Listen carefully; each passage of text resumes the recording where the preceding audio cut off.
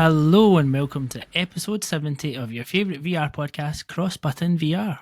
Once again, no Laurie for this episode, but you still have myself, Alex, and Reese to take you through all the latest news in the world of VR. If you don't already, please do follow, subscribe, like, comment, review, engage in whatever way you like. We appreciate it all. Hello, Reese. You recovered from episode 69? You alright? Still a bit sore. Yeah. Was a good one. Yes, the episode was a good one. It was. How's your week been? Busy. Been playing a lot of VR, which is a good thing for here. But that and between work, I mean, I'm just tired now. It was me that was tired last week, but I'm not tired this week. Yeah, you seem more awake than me this week. I'm the one that kind of looks a bit drowsy. My child slept most nights this week, so it makes a difference. That's the reason for it, is having a child that sleeps as opposed to, I mean, I don't have a kid, but I mean, a dog that might wake you up every now and then for coughing or something like that. I don't know. I'm trying to think. Also, if you hear me sniffle down the mic a little bit, I do have a little bit of the sniffles. I will try my best to mute as and when, but if you do hear a little bit of popping and cracking, that's definitely me, and I apologise right now. Oh, poor Reese. Should we get into some news? Yeah, let's crack on. Right, so first news story you made me aware of earlier today, and I've titled this one Shovelware Coming to PSVR2. Yeah, I think that's fair. I think that is fair. So there's been a little addition to the PlayStation Store today, coming on, is it 10th? It's early July. I can't remember the date. It's early July. It's like next week. What is it? Next week? 7th sounds familiar. I don't know. But yeah, early July. It's fairly irrelevant because I don't think many people should buy this. Yeah. But it's the Street 10, which I'd never heard of. But you said this was a game that appeared on as a flat version, as one of the games that are loved by trophy hunters, essentially. I wouldn't say loved. I'd say even by the trophy hunter community, it's probably a bit like, yeah. It's practically a game that can be completed in 10 to 20 minutes, 30, 40 if you get lost in the sequence that you need to take.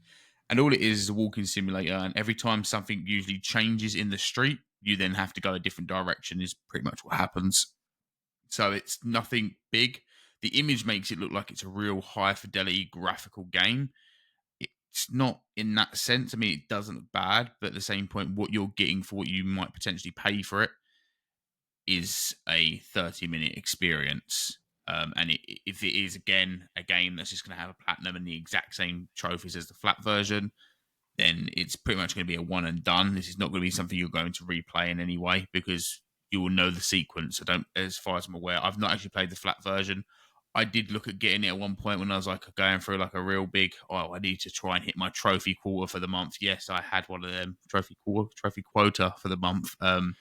That when I was trophy hunting religiously last year to hit like 50 in 1 year, which I did. Yes, I can't believe you had a trophy quota.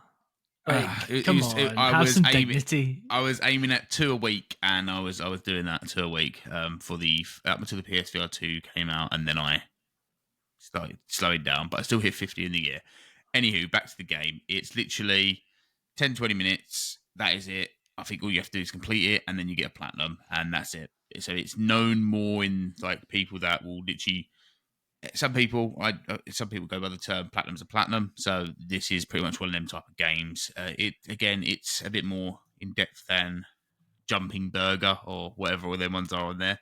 We haven't reached that high level of shovelware just yet, but we've seen this come over. As soon as I noticed it, I was like, why?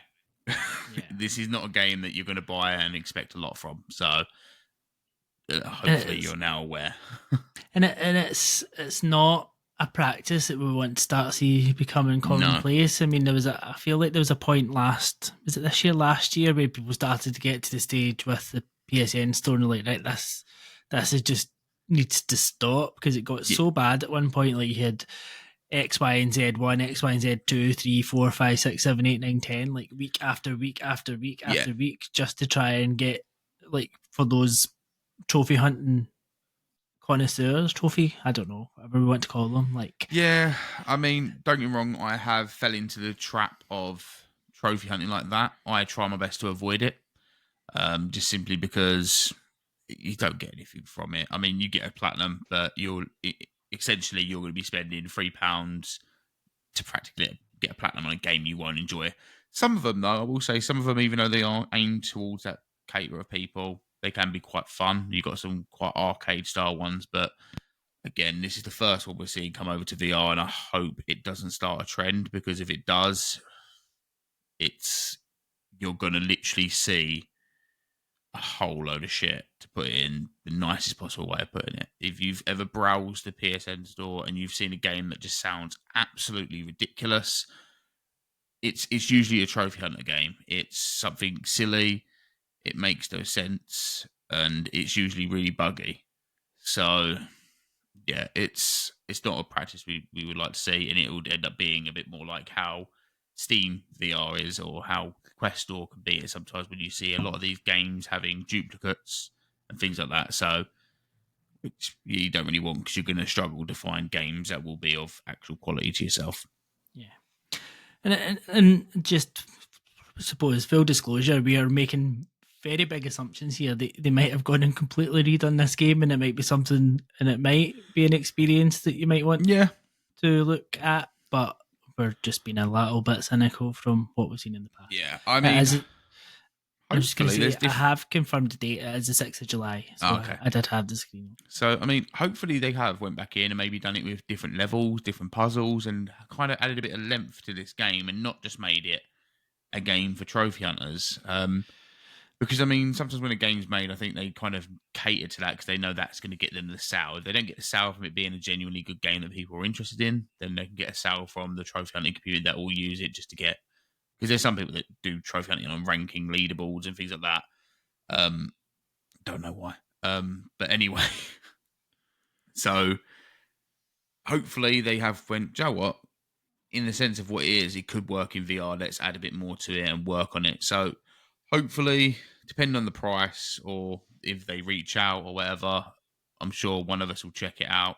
It will probably be me, if it has an easy platinum. I mean, no, I'll probably be me, just in the sense of I still want to try every PSVR2 game that's on that library.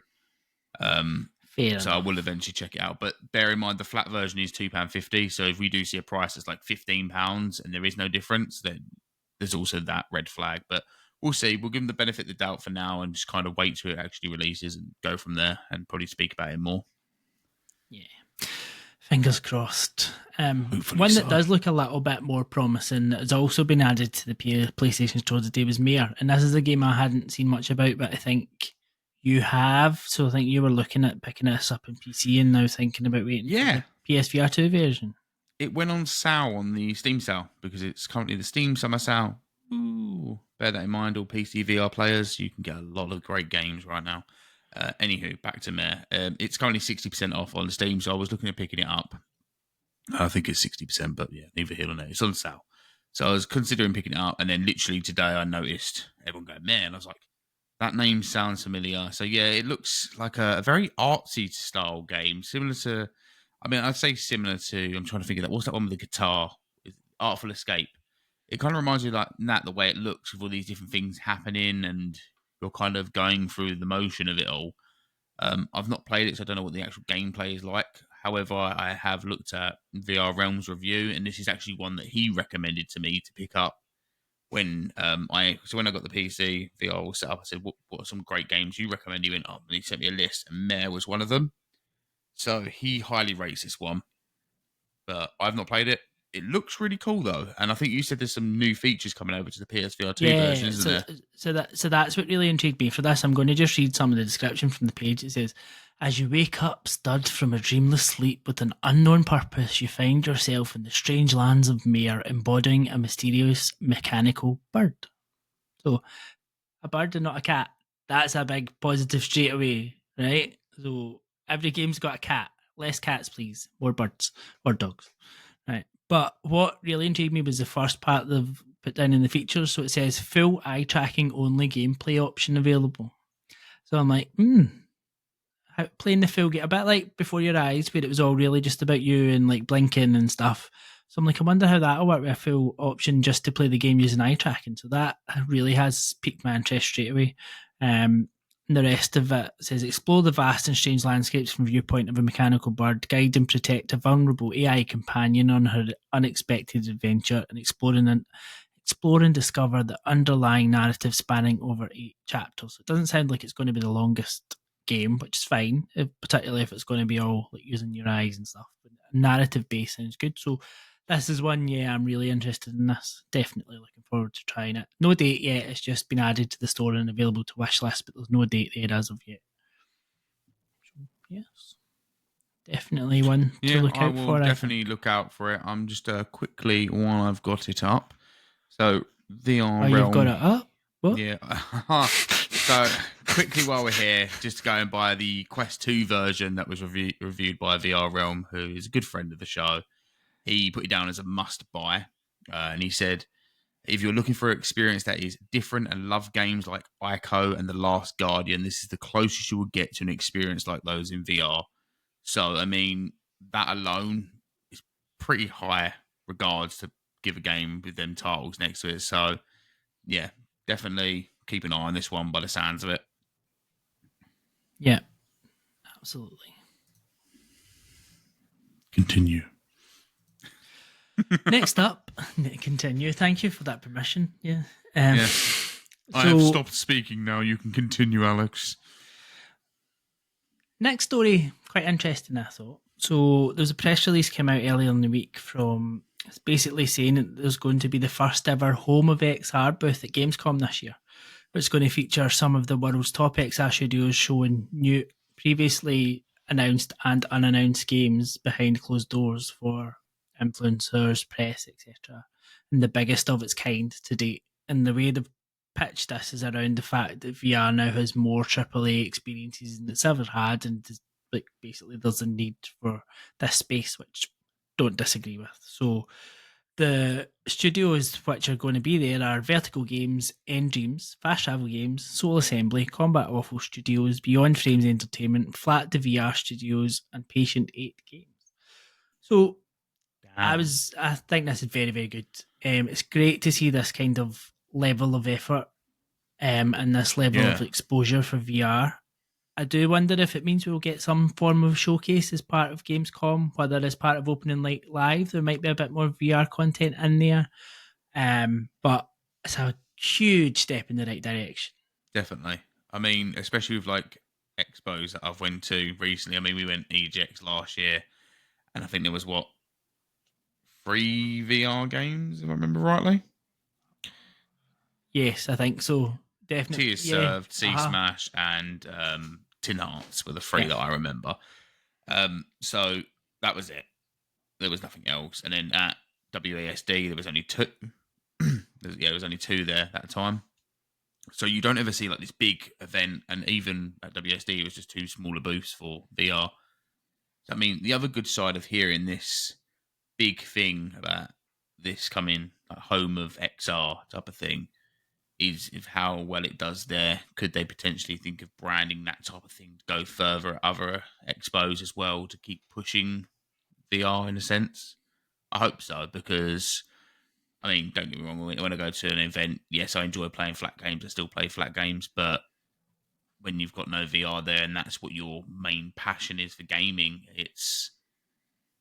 you kind of feel a bit left out and almost like they just don't take notice of it. So, I mean, that sounds a bit sulky, but it isn't really the sense. It's more of just, you notice it missing out. So it's a really good thing and a big thing, especially here, some of them big, studios being there with it as well. That's just amazing.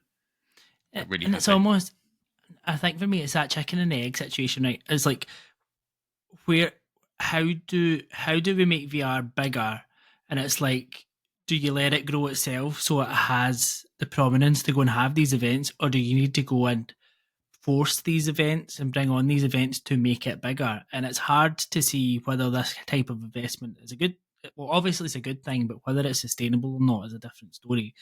Because we all know as people who love VR and what kind of experience it brings, and I think in the long term it will get bigger. And it's that whole argument we always have that if you don't get that headset in your head, it is so difficult to sell a game like to 100%. a non VR gamer. Like you can say, oh, it's this, you need to, but it's always you need to try it, and you do need to try it. And if you don't get these headsets at events for people to try, it's never going to grow to the extent that the industry needs it to grow for there to be the viability of the investment and the games that people want.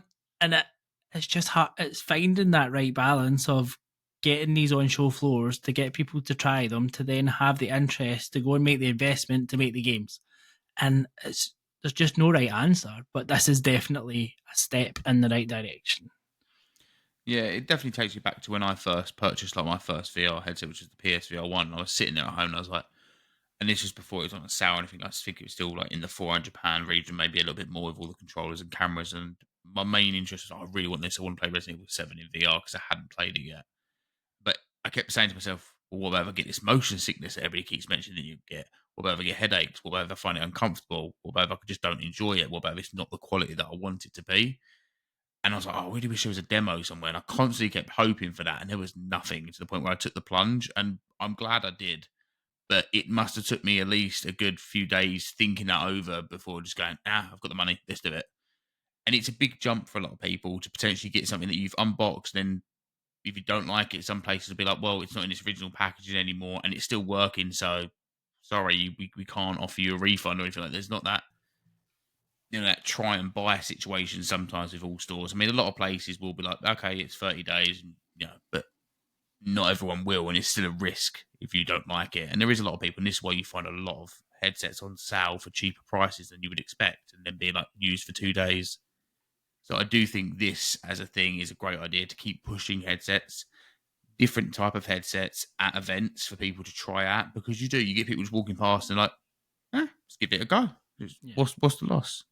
The worst you're going to feel is a little bit of a headache and a little bit sick after, spinning around quickly. But most of the time they sit you down and they're quite, have all the comfort settings on. So, I think this is a really good idea. And if it can sustain and they can keep this going like this, I think it could make it really interesting for events in the future, especially, they don't have to have a big amount of, studios involved in future events, but I think it's a good step in the right path. Yeah. And I think one of the key organisers of this is Jamie, who we've dealt with from Fast Travel Games, who has now left Fast Travel Games to Pastures New, and Pastures New seems to be the VR showcase, which it does. We don't quite know what that means yet, but again, that you'd hope that is, and obviously we're going to speak about Uplad VR Summer Showcase later in the show. Yeah, exactly. But you're hoping this might be, if they're organising this event with these studios with these bigger games, and whether that VR showcase is going to come to be that kind of AAA type bigger VR titles, which again I think is badly needed to give them the spotlight.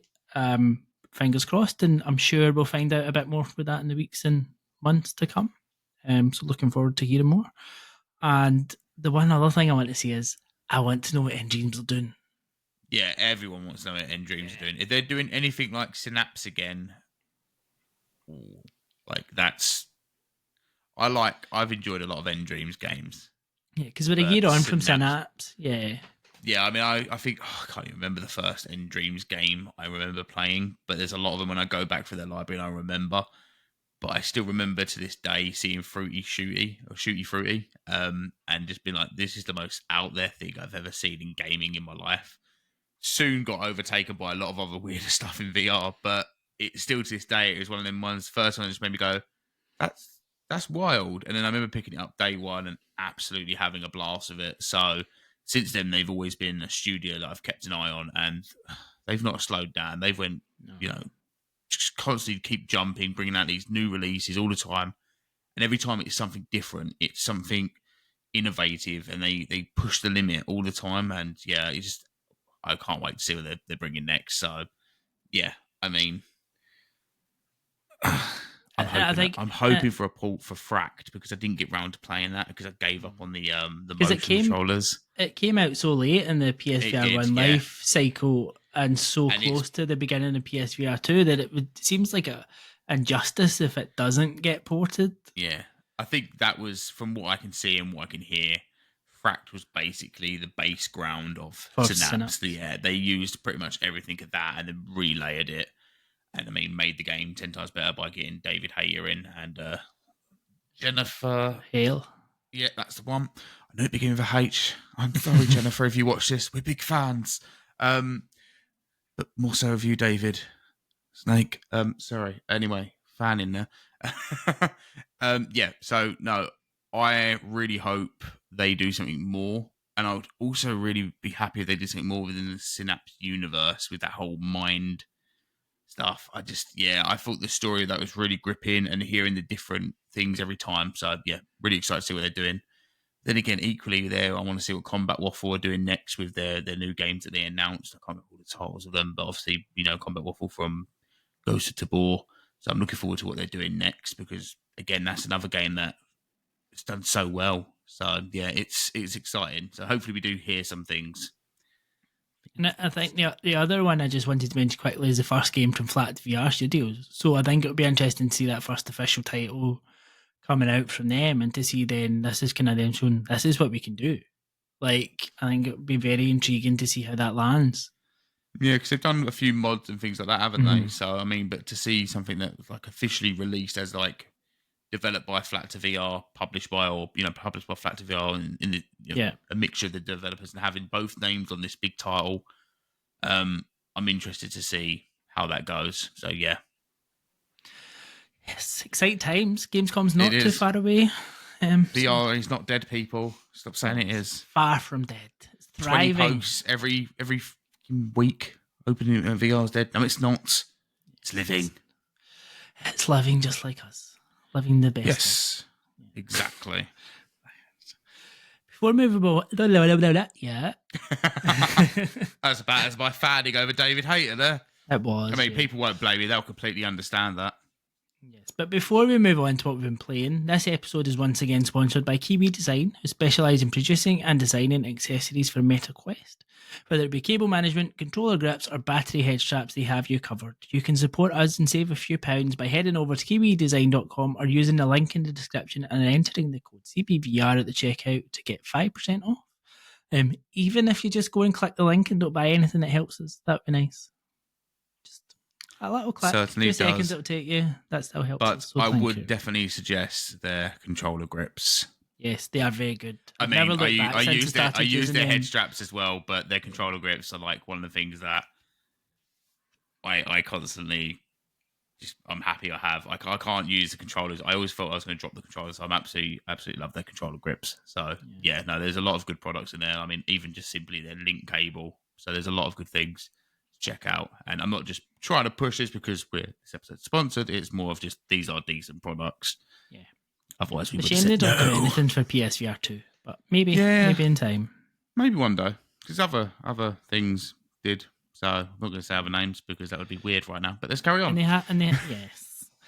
Right, what we've been playing. So yes, I think we need to start with what I've been playing because this game's caused I wouldn't say it's caused controversy because I don't think it's big enough to cause controversy, but it's just caused a lot of confusion. Maybe there has been some hate in our vid. Like this course, I don't know if it's unneeded. I haven't played it. You can tell if it's unnecessary dislike.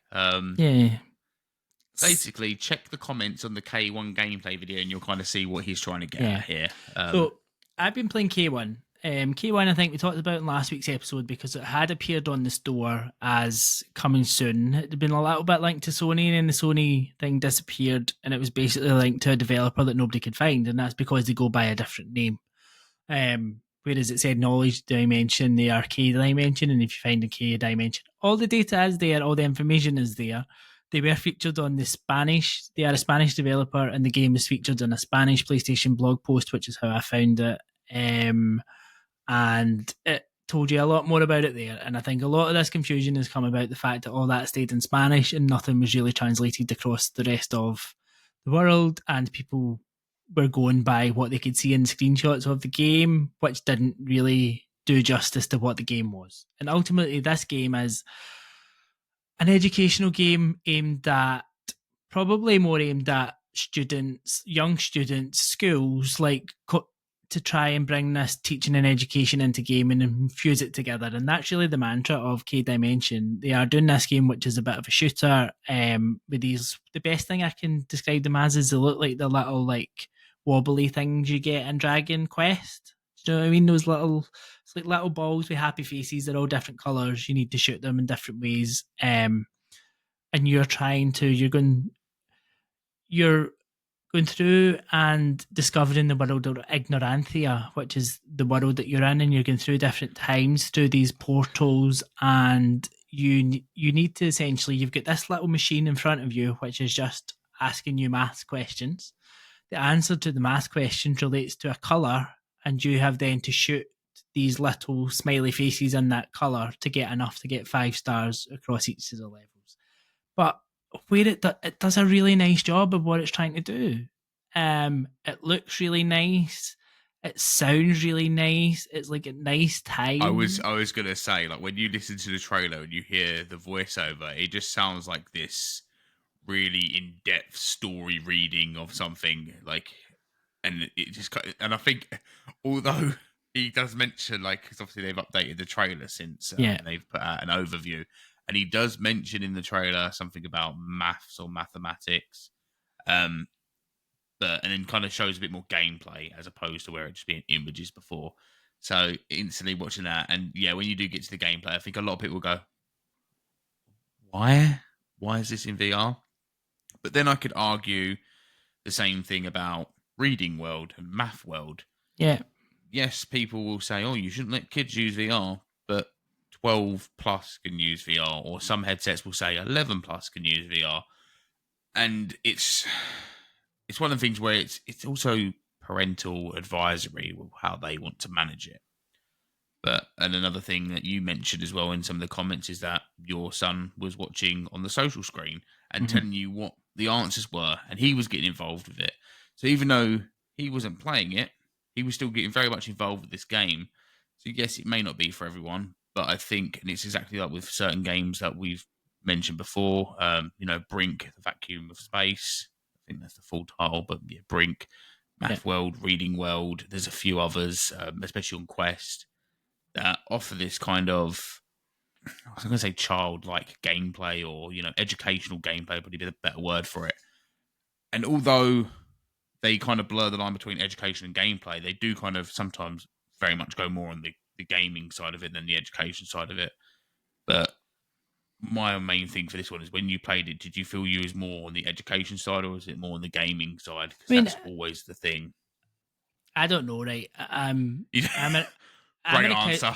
Well, where I'm going to go, right? I'm an accountant at heart, so like I love he loves numbers. Maths. Yeah, I love he loves. Maths. Like, so I mean, for me, He's got in the my platinum on Math World. Yeah, like it was absolutely in my element, and you are focusing. And I was playing this in the easiest level, and there are 15 levels plus an adaptive level of knowledge, so it does get quite. Some of the problems do get quite difficult. But I mean, the maths is quite secondary to it, and I suppose it's more about, and it's giving you tips around how to improve your mental maths. That's the point of it. It's saying, do this, round the numbers and do this, to think about how to do it and how to do it faster. Because the point is, it's going to hit you with these sums. You need to do it as fast as you can to know what colour you need to hit to give you as much time as you need to hit those colours before they all go away, because they're all time limited. So there is gameplay to it. There is a bit of, you can't really start shooting until you know the right answer, because it's not like they all have the same value. Like the first one you hit, if you get it right, it gives you like 800 points, and then the second one is 80, and then the rest are 40. And if you hit the wrong one, it takes 100 off you. So you kind of need to get it right first time. When I was watching your gameplay video, because obviously I hadn't seen any gameplay of it, and you shared it when we went out, and I was like, okay, I'll check it out and see what it is. And you were hitting all these things like it was a proper shoot 'em up, and I was like, so is this just a shooting game? And then you messaged saying, oh, it's an educational game. And I was like, but this looks like a shooting game. And I didn't really because you was doing it so fast. So now you're saying there's parts where you have to just, know which ones to hit. Are you just that good with numbers? Well, it basically, like, I think it's every minute it gives you a different sum. So you find the answer to that sum, and then that's your colour you need to hit until the next one. It's just literally colour basis of the okay. Yeah. So similar to that colour ball we saw earlier on the way that works. So like it gives you 4 answers. Each of the 4 answers has a colour, and then the right hand, and that's the one that you then need to hit. No, I could see that being quite fun, especially And if you've got a younger goes, person. Yeah, if you've got a younger person playing it, I can see that being quite fun and not, over the top as well. And it always goes back to the same thing where gameplay could be overwhelming. And obviously, for a younger audience, it could be very overwhelming. So stuff like that could be a lot better for them. Mm-hmm. And it does also layer things on. So as you go, you get different weapons. At some point, you get a wand, so that you need to like take away like these bad bricks to free the knowledge, and then you get a crossbow to take out some of the enemies that are further away. Because whereas it's as you're gaining knowledge, then you're getting more power, and as you get more power, more enemies are coming drawn towards you. So as well as having to shoot these blobs to like which represent the answers, you also get other enemies that are coming to try and eat you and eat the blobs, so that you can't shoot them. So you need to like shoot all these other enemies that start spawning around you at the same time. So there's a little bit of that too, because you get this thing called a hit, and it's like this your own little blobby thing which sits in front of you on your like hoverboard that takes you around the world. So that can only take so many hits before you die. So I mean, it does get more and more game as you go through, and then you get a shield, and you get a crossbow, and you get swords, and you can double wield, which I realised later on. So you can have two guns and or like a sword and a shield, and yeah. So I mean, it kind of proceeds more as you go on, and you've got to get like 5 stars in every level. Like there are loads of levels and loads of knowledge levels. So there's a lot of game there, and a lot. If it's something like if you're a parent and you want to at least give your children something that's going to stretch their brain as well as get them moving, then it's a good option, and it's not a bad price either. It's not like they've gone and put a £30 price on it or something. I think it's $15.99. Yeah. So I think the other thing to kind of look at as well is like back when like the DS came out and things like that, and they kept putting out like brain teaser games and Sudoku games and puzzles like that. Why can't VR have these? I mean, let's be honest. I mean, I wouldn't say the DS was a very over the top experimental device like VR, but why can't you have games like this? Why are these always got to be shunned away straight away? They shouldn't be. Some people love doing equations; they just enjoy doing it. I mean, I played the crossword one on VR on the PSVR2, Travel the Words, I think it's called, and that is literally just as bare bones as you can get. It's just crossword puzzles. Was it fun? Yeah. Did it feel VR in any way? Not really, but did I enjoy it? I did have some fun with it. And I think that's one of the things. It's not really, a lot of people go, "Oh, if this is what VR is like, then the future's doomed." No, this is one game that may please 30 people or more, but if it still pleases that many people, at least they feel like they're getting something from their device as well. It's and I can hand on heart that here and say it made me smile. Like genuinely, and it runs well, it plays well, it looks nice, really it sounds nice. So they've done a very good job. Like I think fair play to these guys, and I think what I say is justifiable is if you looked at the original screenshots that you put on this game with the description around it, it's not the type of game you were expecting, and I think that's fair, and I think that's understandable. And they've solved that. They've updated the gameplay. They've updated the overview, and they've put that on the store page so people understand what the game is. Because you did see some people saying I was expecting like a Sea of Thieves type game or something. You could see that with the way it's set in and the pirate ship and everything. Yeah, but it's not. Yeah, that's fair. But that's ultimately, fair. It's very good at what it sets out to be.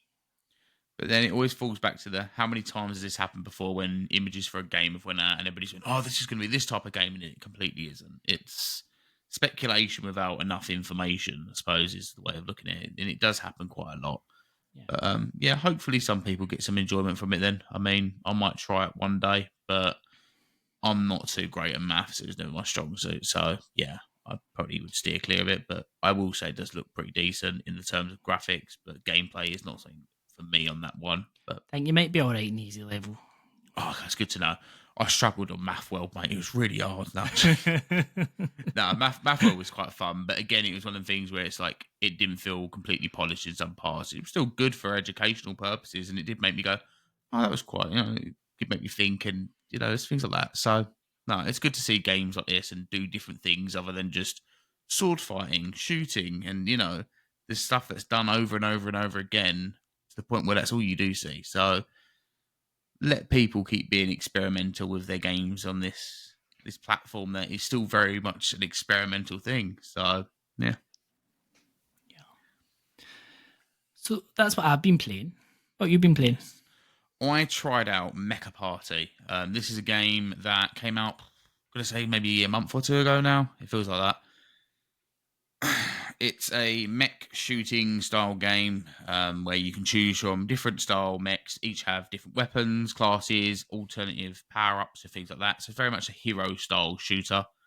You can do different like 1v1, 2v2, and 3v3 with loads of different modes from team deathmatch, capture the flag, and then there's like domination, I think. I don't know. There's all different multiplayer type game modes. I can't remember all of them, and I'll get into why I've soon forgot them. Anyways, it does have a challenge mode that you can play single player, and after you get to a certain level, it then unlocks all these other things around this area which you can walk, which I thought was really cool because it let me have a look at all my mechs and how they all looked and pick up the figurines of the mechs, and you can customize them and your gloves and the interior of your mech, and so that all felt really cool. And then I clicked play online. This game, Fatal mistake. This game is as empty as the Sahara Desert. I mean, I'm hoping the Sahara Desert is completely empty all the time. Otherwise, that won't really work out. However, yeah, there was no one. I waited for a minute in lobby. No one joined. It threw me with bots. So I thought, okay, that was on the ranked server. Let's try non-ranked. Maybe people were opting for that. Nope. Nothing. Bots. And I was like, okay, the gameplay's not too bad. Why is no one buying this? So, done a little bit of digging, as I do, a little bit of sleuthing around. I just opened up Steam. I believe the game's still in early access on there the last time I checked. I don't know if it still is now, if it's changed since I checked, because I think I checked before I actually bought it. But I didn't actually think this was going to be a reason. Because the reviews on there were kind of mixed in a sense. Some people said it's good, quite a fun little game. But I was expecting maybe some people playing it and getting some enjoyment from it. This like shooter, but there's no one, and you can only play with bots a certain amount of times before you go, this is not fun. Yeah. This is boring. I've got no communication. I've got no one capturing the objective. I've got no one attacking the objectives because they're bots. They're just programmed to attack the other enemy. So I was like, this is a shame. There's a few issues with the aiming mechanics and things like that, and your ults, and but overall, I think if you had a group of friends playing it would be a good laugh and it'd be quite fun. Yeah, there's no one on it. It is empty, and I was just like, this has been out for 2 months, and this is emptier than Firewall Ultra. Like, it makes no sense. Yeah. So yeah, it's a big shame. Hopefully, some people see this. It's not a bad game by all means, but it's not great as well. There's some things they could definitely update, and I don't know if they ever will. I don't know what the devs are like. I don't know how much they've done on Steam and things like that. I'll probably do some more digging into it to find out a little bit more. But yeah, if you do see it on sale for a decent, I think I bought it when it's 50% off. I don't know if it still is, and that seems fair. It would seem fairer if people were actually playing it, and I got to play with like a few people and we're all talking and having a laugh. But at the moment, the challenge levels that you start off having to do at the beginning, boring as hell. Yeah. And then you get to the online, and then when I was expecting to play with people, just to hit with bot matches, it was equally as boring. So yeah, no, I think if it fills up with some players, then it could be a good little bit of a laugh. But we'll soon see. It's 2 months out, and it's already looking like that, so I don't have much hope. But yeah, that's Mecha Party anyway. That's my first impressions of picking that up on a sale and seeing what it was like. Bit of a shame. But on to better things, much better things. I played the Metal Hellsinger demo, and boy, was I smiling the whole time. Oh, this is amazing. All right, as a huge metalhead, like instantly, like I love the original flat screen one. I'm still going through the PS4 version. I think I did the PS5. No, I did the PS4 version, got the platinum on it, and now I'm doing the PS5 version. This is how much I've enjoyed this game. I'm going through it again. And I'll equally do the same when it comes to PSVR2. But it looks so good. Like, I mean, the visuals are clear. I'll touch on some stuff that they need to iron out because I think that's fair, just in case they watch this back. Obviously they're probably looking for feedback on things. But I think the things I'm going to point out, I think they may already be aware of. So obviously it's a demo. I'm going to say straight off from playing the demo, I think this game is probably nearly done. This is probably somewhere, I'd say probably 2 to 3 months to being released.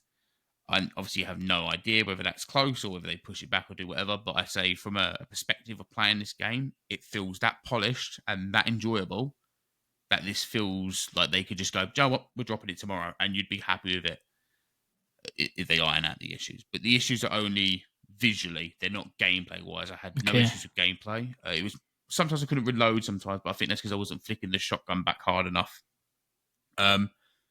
I'd say some of the tutorials don't reflect as well in VR. So, I mean, I think they might need to rework some of that. But I'd say also at the same point, once you're playing the game, you kind of pick them up yourself. And if you have played the flat version, you're going to know what you're doing. My first disappointment, though, was that I did notice when I went through the settings, there isn't any of the accessibility to turn off the shoot to the beat option. On the normal version, you can turn off that. So every shot is on the beat. So it just feels like you're playing more of a metal style shooter. That isn't in there, so I'm hoping they do rethink that idea and put that in there, because the way I was playing it and streaming it, and what I was kind of saying to people in the chat was that thing there is a way to make this game for people that like metal music but don't really have a good rhythm. They don't know how to, they're not got that built-in nowhere to hit to. So I think it'll work good for them, and I certainly enjoyed playing both sides of the games. However, I will say working to the beat was better in VR than the flat version. It felt in tune. I felt like it worked really well. And I also kind of mentioned that with the PSVR2 version, they could do it so either you feel the beat, like the tapping of the beat on your sense controllers, or even like a subtle hint on the headset haptics. Yeah, that would and I be thought good. that'd be a really cool idea if they do something like that, just to kind of, obviously you have it so you can turn it on and off. But yeah, first loading it up, you get open into a menu where you see the unknown, I think the demon's called. I've forgotten her name. I always forget her name. But the voiceless, she's got no voice. Many different names. But yeah, the demon, Hellsinger, whatever you want to call her. But anyways, she's literally there right in front of your face. And I was like, okay, cool. Looks very clear. Load it up. And then I was worried that it was going to give you a full black menu to select things and the levels. No, it gives you a room to walk around with a throne in, and you literally can walk around this whole area, grab your weapons off the wall, do your loadout, select the vinyls of which song you want to play for the levels. And I just found it very in-depth and very, friendly to VR in that sense. Even with the settings, like you have a wall of books, and to go change the settings, you go grab one of the books and then you kind of turn it around to you, and the book opens and you have all the settings inside of the book. And then when you're done with it, you kind of twist it back around and put it back on the bookshelf. And I just thought little things like that, it just felt so cool. Like it's things they didn't need to do either, really. No, it was really cool. And I was worried it was going to be just a plain black menu with a press this like it was on the flat version. So with the issues I had, and I'm going to let you know these, again, like I said, this is a demo. This is only a tutorial and 2 levels. So one thing I noticed this one sticks out like a sore thumb. On the candles, you can notice like a square box around it. And everyone on the stream could see it as well. And it was like, oh yeah, I can see that. So it's like there's like a silhouette square box around the candle flames. Very simple fix. I'm assuming they can probably just go in and just, clear that out, that little box that's around it. That's the first thing. That's the second thing I noticed. That was the thing that's most noticeable though. And then secondly, if you get close to snow, you can kind of notice a bit of a fuzziness on it.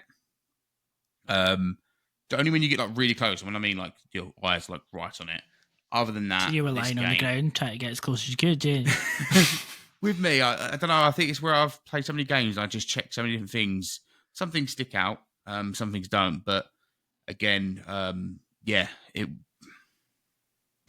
wasn't the snow one wasn't the big issue. I couldn't get past that. But the candle, when I saw the boxes around it, I was like, oh, that's a bit odd. So I did kind of think to myself, maybe it's a graphics setting I've got on my graphics card or something. But I think everything was set to high, so it should have been. But no, other than that, very clear, looked very good. I couldn't help myself but start headbanging as well. Thankfully, my headset didn't fall off my head. But yeah, a lot of fun. Really good. I can't wait for this to come to the PSVR2 and again, the full release on PC and Quest as well. I'm probably going to try my best to play this in all 3 of them. I think this is going to be great. It's so just, cool. I'm not a metalhead in any way, shape, or form, but I can appreciate what it's trying to do. So I'm looking forward to trying it, and you've really sold it there in terms of, and I love that idea, and I really hope they do something around having the haptics move to the Yeah. beat. I think that would be I such a think even great if it's just addition like in the PSVR even if 2. it's like a pulsating in the sensor card, obviously with that though, your sensor cards probably run out of battery quicker, so maybe do it in the headset. But yeah, it just it's things like this in VR. There's again like it's moments like that where I've played a game flat screen into VR, and I'm like, I've been in this world of flat screen, and now I'm actually in it, and it's just that never. I don't think that feeling will never get old for me. So yeah, definitely keep an eye on this one. I don't think they've got much longer on it until it releases. I think they're pretty much nearly done, and just from the demo, it's brilliant. So unless something goes wrong in the bringing it over to PSVR2 and all that kind of stuff when they're uploading it and all that, then from what I've played just from the demo, it's great.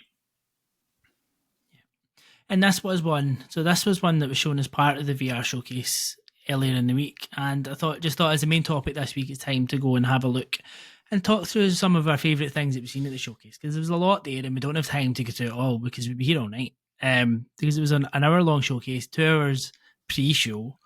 There was plenty of games in here, and maybe an argument that there weren't the bigger games, and we kind of touched on that earlier around maybe there's still some sort of opportunity to go and have a bigger showcase for VR, but there was certainly a lot here for a lot of people.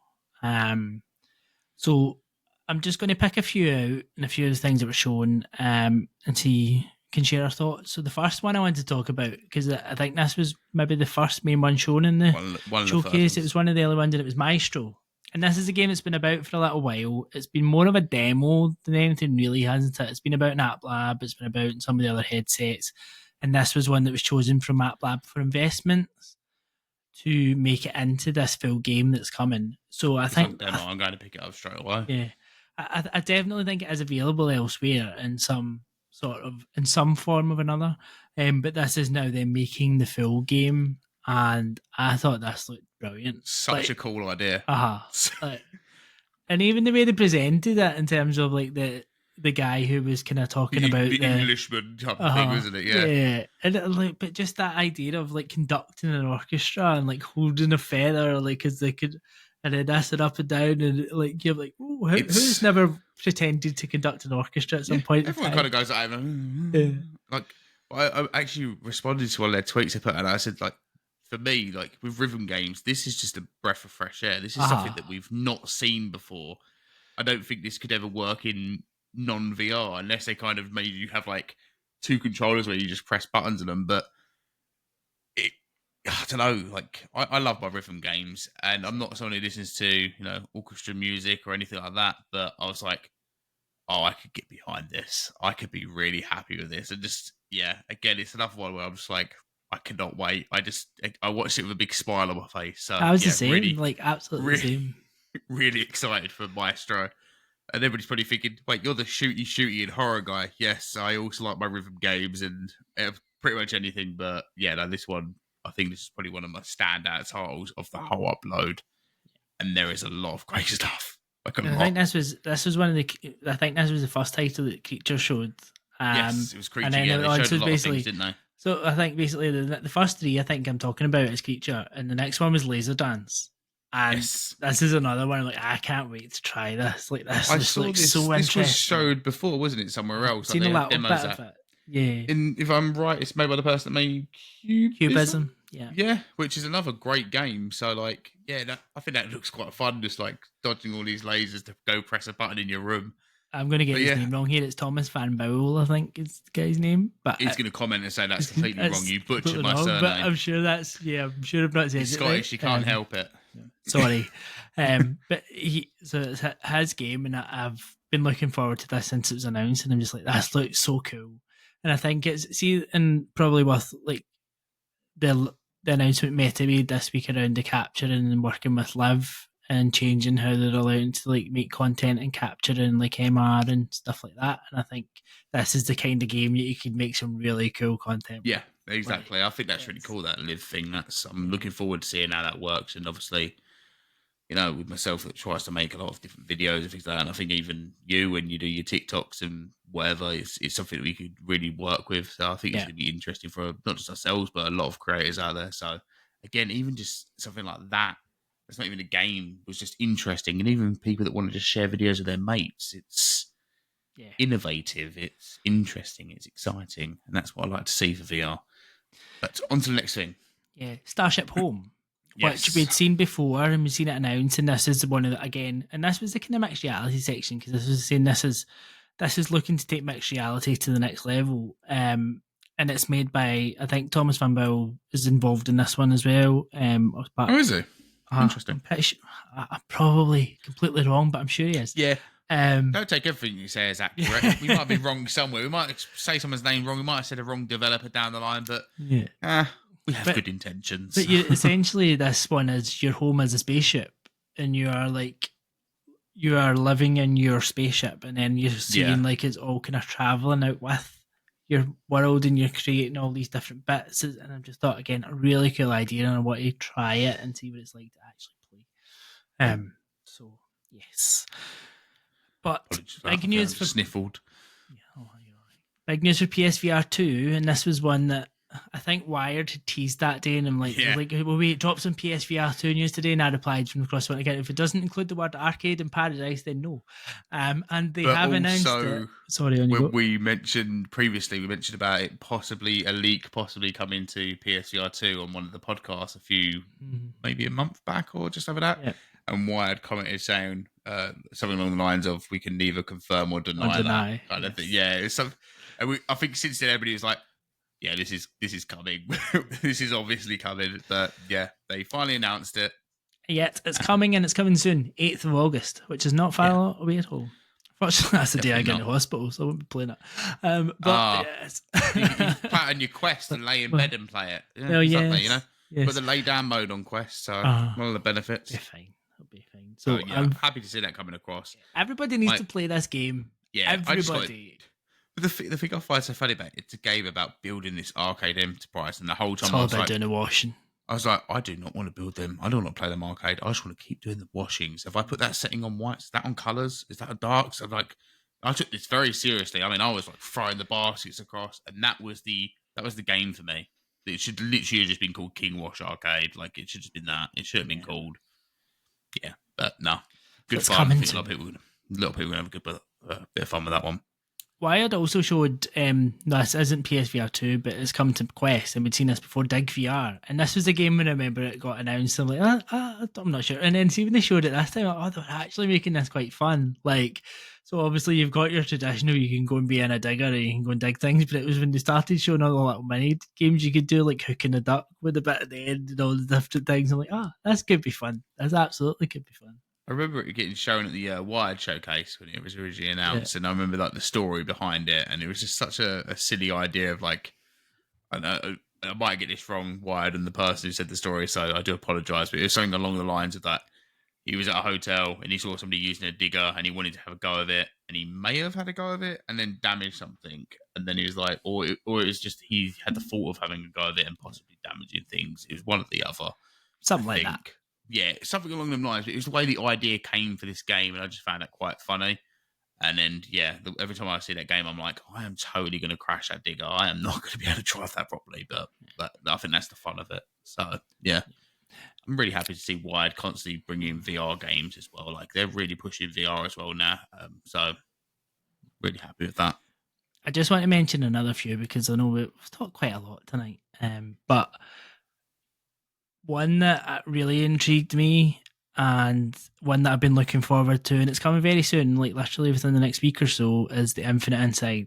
And I thought this showed so well. Like, it's such a genius idea in terms of how, and I know the demo people loved, and I think the more you saw of it here, like, it kind of blends. And I know in PSVR2 and the Pico and Steam, it's going to be VR rather than MR, but I don't think that really makes much difference, but I think the way in terms of the puzzles working and telling a story and how it jumps between like VR and doing a different type of the puzzle to come back to the puzzle you're doing, it just looks so intriguing.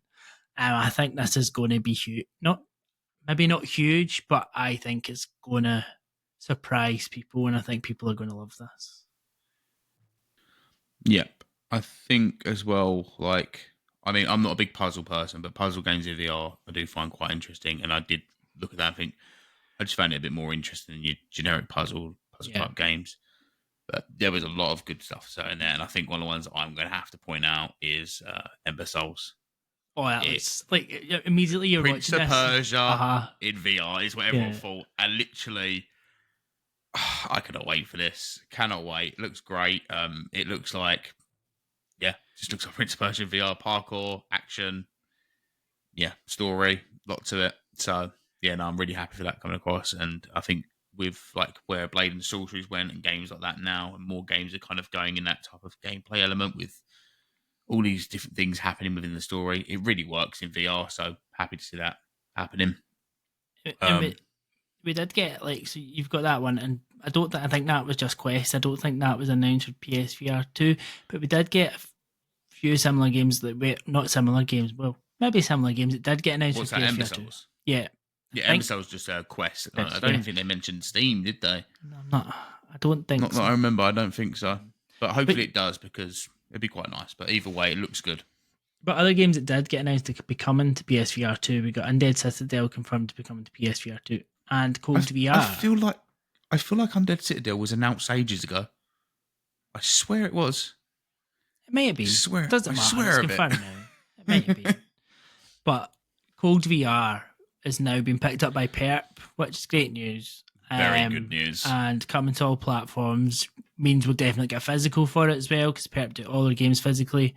So yeah, I think this looks excellent. You've played the demo, haven't you? Yeah, I was raving about it last week a bit, but I'll quickly touch on it quickly. It was just, anyone that's played Super Hot, it's pretty much that, but in reverse. Very fun, very frantic. But definitely give it a go. And I'm happy to see that they've actually been picked up by a publisher, and it's going to push this game a little bit more, as opposed to solo publishing. Not that it's a bad thing, but obviously hopefully they get a bit more push for it, because I think it's just one person. Yeah. But no, it's definitely got a lot going for it. Definitely. And I mean, if you look at that now, and you've got all these people saying PSVR2 is dead, there's nothing for PSVR2, and look at the rest of the year for PSVR2. You've got Alien, whatever that name that I can never remember. You've got Arcade Paradise. You've got Skydance's Behemoth. You've got Cold VR that we just talked about. We've got Infinite Inside. Even more that I've forgotten. There's some updates as well for games that we didn't mention. Obviously, What the Bat's getting a free update. It's currently available on Quest. It will be coming to Steam and also PSVR2, but they haven't done that at the moment. But obviously, if anyone has played What the Bat, such a great game, silly humour. They also showed a bit more of Wallace and Gromit for Walkabout Mini Golf. You've just stolen my last thing, honestly. Oh, sorry, Alex. I'm sorry. I was going to mention that. Go on, I didn't say it. Go on, Alex, you do it. My one last thing I wanted to mention is we get the first look at Wallace and Gromit and Walkabout Mini Golf, and it was fucking excellent. I cannot wait for this. This is the thing. I think I'll finally get my husband to play VR, because my husband loves Wallace and Gromit. So I think I will get him on playing this. So I don't mind Walkabout Mini Golf. The jokes have been made that I am not good at it, and that's valid. I am not good at Walkabout Mini Golf. I'm a big fan of Wallace and Gromit. I'm really looking forward to this course, and I don't care. I will literally jump on it. I don't care if it takes me an hour to finish that course. I am literally going to be walking around and looking at every single bit of this level and just taking it all in. So really excited for that. So we saw a little bit of that. I'm trying to think of other ones. Memoriam, that looked absolutely fantastic. I believe that's Quest and PC. I want to say it's both, but I think so. Again, we might be wrong. It's good going off the top of my head on some of this stuff, but Memoriam looked really good, and that's a horror style story narrative, which looks really good. So I'm happy for that one. I think that one that's one of the standout titles for me as well. Anything else that stood out for you? I think the other one was Starwave is probably the only other one that I think I would mention, which is a rhythm game, which is almost like a rave in space. Thought it looked really cool. So that was the one other one. And Bounce Arcade, which is the game from the team that made Knockout, the one with the dodgeball one, Knockout City. Them. Yeah, so this is one that basically you're a human pinball. So it's a big, almost like a big pinball machine, and you're throwing the ball in, and it's all about keeping it. I thought that interesting. I was watching it while playing a game on PC, so I think I did miss some stuff, and then I think my phone ran out of battery. But I've kind of like picked up on some of the ones that have had interest to me. Astro Hunters, I already knew about that one. I've seen stuff about that. That looks pretty good. The Burst, I've seen some stuff about that again. I'm also happy to see that Bulletstorm is getting a proper update for PSVR2, and I love the title of it with the "We fucked up." Yeah, And the trailer to it, it was just I found that very funny, very good. So yeah, I think I'll eventually. I've got it on Quest, but I think I will eventually pick it up on PSVR2 at some point when that update hits. Bulletstorm was a game I played a lot back in the past, so yeah, interested in trying that out. Yeah, I think there's a lot of good stuff coming to VR. Not just PSVR2, but every VR platform. There is enough to keep you busy. And then also you've got all the stuff that's already been announced prior to all this stuff here. And I don't even think this is all of it, is it? No, that was just some, yeah. We filtered through some of the stuff that we was like, and I'm not saying some of the other stuff may not have interested us. It's more of like, we were trying to keep this within an hour. We failed miserably. Yeah. You hit the mic. Sorry, you guys can enjoy that. You can cut that bit out. I hit the mic there as well. No. He's not. Sorry. Ooh. Anyways, but yeah. So there was a lot. There was definitely a lot. But I think for me, still, even with all of it, the two that I'm going to be jumping for as soon as they go to the store is Maestro and Ember's Souls. They're the two. And Memoriam. Okay, 3.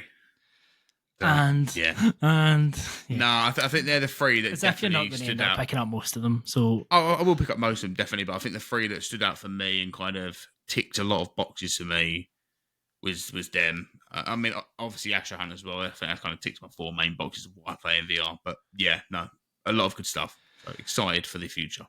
Yeah, plenty to keep us busy, plenty for us to talk about in the future, and I hope you will join us in future episodes to hear all about them. Thank you for joining us in this episode. Sorry we kept you just a little bit over an hour, but I'm sure it was worth it. Please do like, subscribe, leave us a little review on the podcast app of choice, and thank you again for listening, and thank you, Reese, for being here as always. We will see you next time, but as Laurie would say, until then, it's goodbye.